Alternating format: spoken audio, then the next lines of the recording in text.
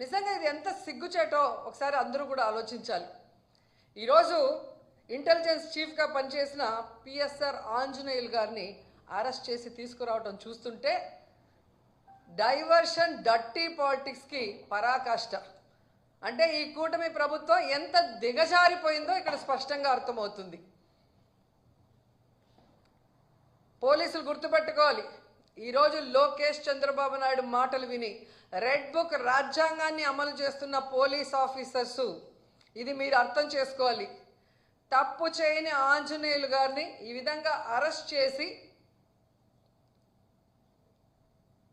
ఆయన్ని హ్యూమిలేట్ చేస్తూ అవమానపరుస్తుంటే తప్పు చేసిన మిమ్మల్ని చట్టం ముందు నిలబెట్టి మీకు బుద్ధి చెప్పే రోజు దగ్గరలో ఉంది. కాబట్టి అలాంటి తప్పులు చేయకుండా మీ పని మీరు కరెక్ట్గా చేయమని కూడా ఈ సందర్భంగా తెలియజేసుకుంటున్నాను.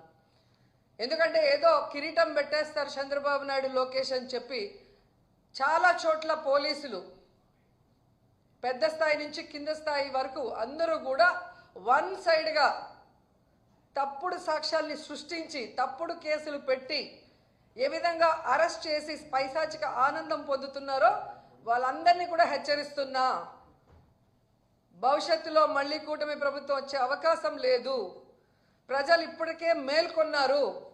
ఈ కూటమి ప్రభుత్వం వల్ల వాళ్ళు సర్వనాశనమైన విషయాన్ని వాళ్ళు గుర్తించారు. జగన్మోహన్ రెడ్డి గారి ప్రభుత్వంలో పేదలు ప్రశాంతంగా బ్రతికిన విధానం గుర్తుపెట్టుకొని మళ్ళీ జగనన్న కోసం ఎదురు చూస్తున్నారు. జగనన్న ముఖ్యమంత్రి అయిన వెంటనే తప్పు చేసిన వాడు ఎవరైనా వదిలిపెట్టేది లేదు. న్యాయస్థానం ముందు నిలబెట్టి వాళ్ళందరినీ కూడా జైలుకు పంపిస్తామని కూడా హెచ్చరిస్తున్నాం. అండ్ ఈరోజు మీరు చూస్తే ఎంత విచిత్రంగా తయారైందంటే చంద్రబాబు నాయుడు నైజం. ఆయన తప్పు చేస్తాడు, సాక్ష్యాధారాలతో సంతకం పెట్టి దొరికిపోతాడు. డొల్ల కంపెనీల్లో కంపెనీ అనేదే ఉండదు, కొత్తగా ఒకటి సృష్టించి దాంట్లో డబ్బులు ట్రాన్స్ఫర్ చేసి దాన్ని ఎలా వాళ్ళ అకౌంట్లోకి తెచ్చారో అన్నీ కూడా క్లియర్ కట్గా దొరికిపోయాయి.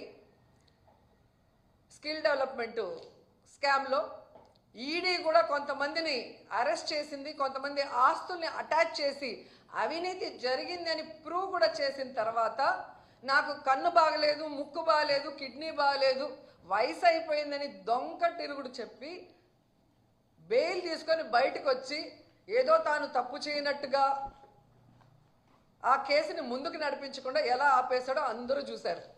నీకు దమ్ము ధైర్యం ఉంటే ముఖ్యమంత్రి సిబిఎన్ గారు మీకే చెప్తున్నా, స్కిల్ డెవలప్మెంట్ స్కామ్లో మీ మీద పెట్టిన కేసులో మీరు ఎలా సంతకాలు పెట్టి డబ్బును దోచుకున్నారు ఈ ప్రభుత్వంలో అనేది ఈడీ కూడా ఓకే చేసింది. దాన్ని ఎందుకు సిఐడి విచారణ ముందుకు నడవనీయకుండా ఆపేశారు? దమ్ముంటే స్కిల్ డెవలప్మెంట్ మీద మీరు విచారణ చేయించుకోండి. మీ వల్ల కాకపోతే సిబిఐకి అప్పచెప్పండి. అలాగే మీరు చూస్తే ఫైబర్ నెట్ కేసులో ఎందుకు మీరు విచారణను ఆపేశారని అడుగుతున్నా.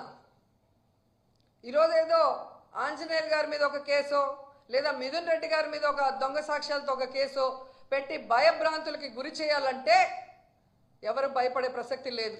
ఎందుకంటే మేము తప్పు చేయలేదు కాబట్టి ఎవరికి భయపడాల్సిన అవసరం లేదు.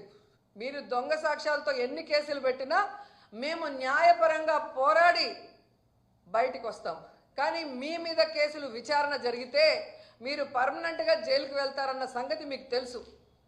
అందుకే అడుగుతున్నా, దమ్ముంటే దొంగ కేసులు పెట్టి మీ పచ్చ ఛానళ్లలో దుమ్మెత్తిపోయడం కాదు, స్కిల్ డెవలప్మెంట్ స్కామ్ మీద ఫైబర్ నెట్ స్కామ్ మీద విచారణ జరిపించండి. మీకు ఆ దమ్ము లేకపోతే సిబిఐకి అప్పచెప్పండి అని కూడా డిమాండ్ చేస్తున్నాం. అసలు చంద్రబాబు నాయుడు అనే వ్యక్తి సంతకానికి విలువ లేదు అని ఇప్పుడు 4వ ముఖ్యమంత్రి అయినప్పుడు కూడా తెలుస్తోంది. ఏడాది అవుతుంది. ఈ ఏడాదిలో ఆయన పెట్టిన మొదటి సంతకం ఇంతవరకు అమలైందని నేను అడుగుతున్నా. ఇంతకన్నా సిగ్గుచేటు ఇంకేమైనా ఉందా? అదే వైఎస్ఆర్ గారు కానీ జగన్ గారు కానీ ఒక సంతకం పెడితే ఆ రోజు నుంచి అమల్లోకి వస్తుంది. అది సంతకం అంటే అలా ఉండాలి. కానీ నీ సంతకం అది చిత్తు కాగితంలాగా ఎప్పుడు సంతకం పెట్టినా అది ఎప్పుడు జరిగింది లేదు. అండ్ అధికారంలోకి వచ్చిన మీరు జూన్ నుండే నిరుద్యోగ భృతి ఇస్తాము, తల్లికి వందనం ఇస్తాము, అన్నదాత సుఖీభవ ఇస్తాము, ఆడబిడ్డ నిధి ఇస్తాము, ఫ్రీ బస్ ఇస్తాము అని చెప్పారు. బాండ్లు ఇచ్చారు. ఈరోజు ఆ బాండ్లు ఎత్తుకొని